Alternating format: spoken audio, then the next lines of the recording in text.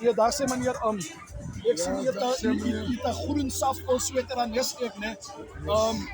As jy van Grabouw, waar in Grabouw bly jy? Ja, meneer, kijk, ik was eigenlijk oorspronkelijk van Grabouw. Hulle sê my naasling lê daaronder by Toekomse Plaas. So ek is 'n trotse klomp van Grabouw. Hoe ervaar u Safkol se rugby? Hoe lank support jy al vir Safkol?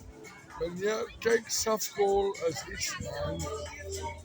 Jy weet, as familielede van ons wat speel vir Safkol aan Leidenhel, as Dawe Klaasen, en vir my meneer vir Ignatius en Klimhel, was dit die regte stap om net vir Lydia, om net So wat het u te sê vir die kykers daar buite om te sê u staan 100% agter 'n kampioenspan, 'n wenspan wat die hart is van Grabouw, wat Safkol never die, hy gaan nooit dood nie. So dis een van die beste spanne.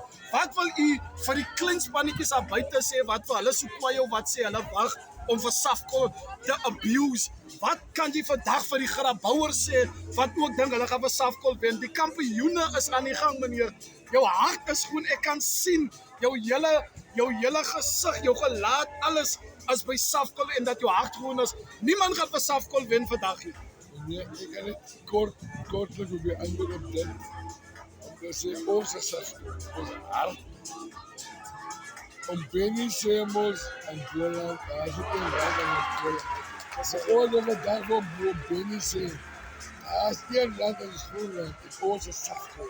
Grasgroen. Grasgroen. Daai is die boodskap vandag. Grasgroen. Moenie vir Safkol wen op Facebookie nie. Kom wen hom hier op die veld op Bousandpark. Daar Safkol mense mentally abuse in die veld. Alle groete vir julle daar buite. Die Overberg kampioene. Alles aan die go. Safkol. Saf is up. Dankie.